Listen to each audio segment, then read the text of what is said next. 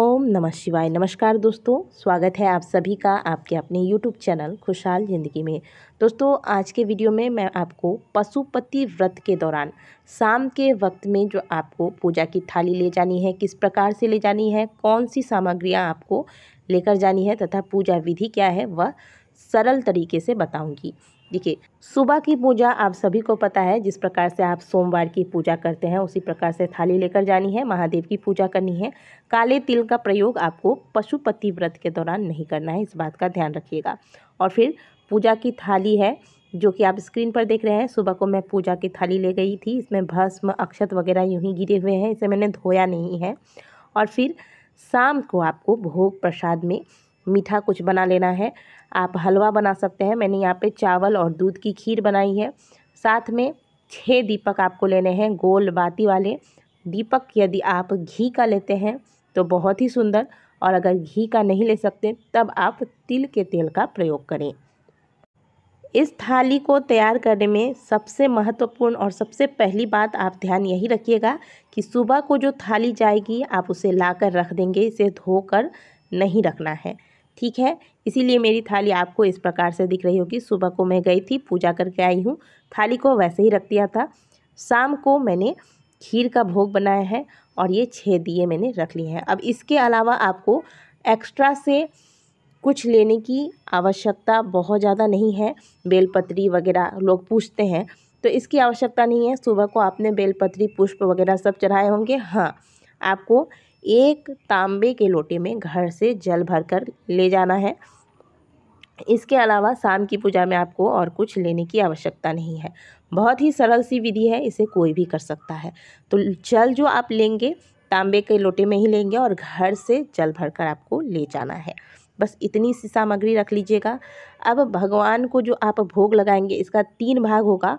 2 भाग आपको मंदिर में रखना है, 1 भाग साथ में लेकर आना है। तो मैंने 2 छोटे छोटे केले के पत्ते ले लिए हैं। आप चाहे तो पान का पत्ता ले सकते हैं और साथ में थोड़े से सुगंधित धूप ले लें। अब महादेव के मंदिर में पहुंच जाइएगा।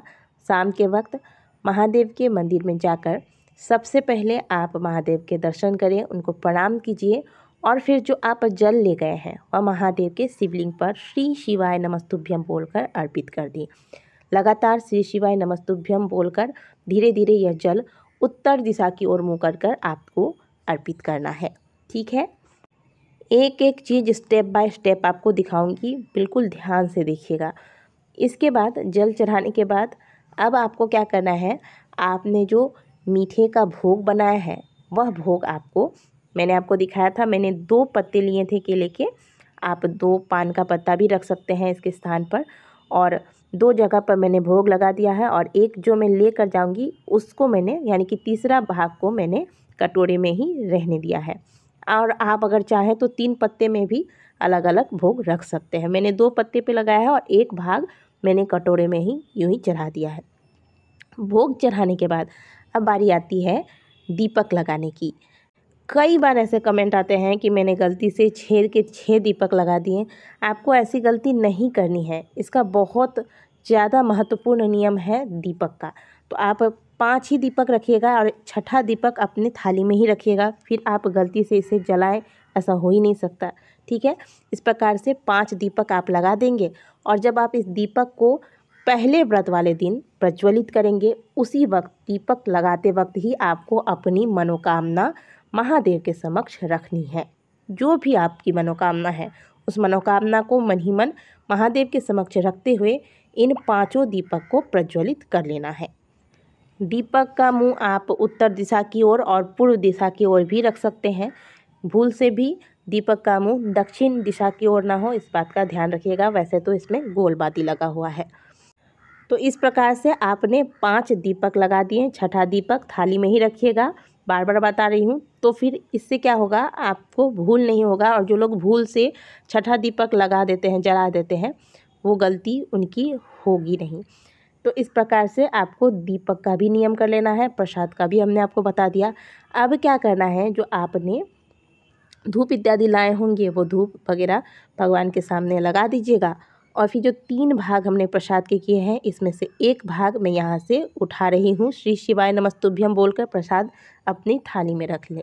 ठीक है, अब एक दीपक और एक भाग प्रसाद का रह गया है आपकी थाली में। अब आप महादेव को प्रणाम करके वापस घर को आएँ। घर में प्रवेश करने से पहले याद रखिएगा कि आपको घर में प्रवेश करने से पहले ही छठा दीपक आपके घर के मुख्य द्वार की दाहिनी ओर लगाना है। दाहिनी ओर कैसे होगा? जब आप घर में प्रवेश करते हैं, प्रवेश करते वक्त जो आपका दाहिना हिस्सा होगा घर का, उसी तरफ आपको यह दीपक महादेव का ध्यान करके प्रज्वलित कर देना है। बस इतना सा आपको करना है। इसके बाद घर के अंदर आने के बाद जो आप प्रसाद का तीसरा भाग घर में लाए हैं, इसे आप ग्रहण करेंगे। इसे प्रसाद स्वरूप स्वयं ही खाना है। जो व्रत रखता है केवल उसी को यह प्रसाद खाना है, किसी और को यह प्रसाद नहीं देना है। और फिर इसके बाद पूजा के बाद आप जो भी शुद्ध सात्विक भोजन लेना चाहे वो भोजन ले सकते हैं। और आप चाहे तो दिन में भी नमक वाला भोजन, लेकिन शुद्ध सात्विक हो वो भोजन ले सकते हैं। और अगर चाहे तो व्रत भी रखें। दोस्तों, अगले दिन आपको जो आपके घर के मुख्य द्वार के बाहर आपने दीपक लगाया था, वहाँ से दीपक उठाकर नदी में विसर्जित कर दें या फिर किसी वृक्ष के नीचे रख दें।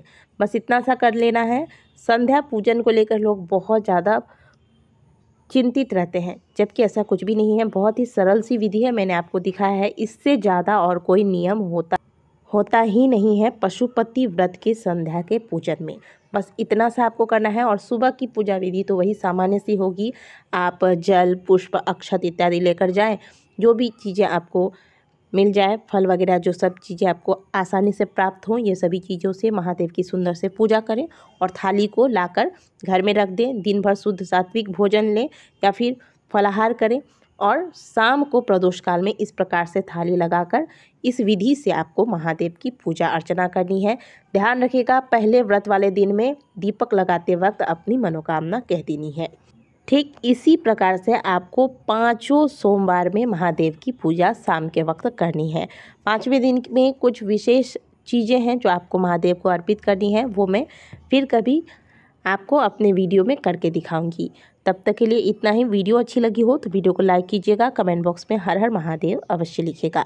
महादेव की कृपा से आपकी सभी मनोकामनाएं पूर्ण हो।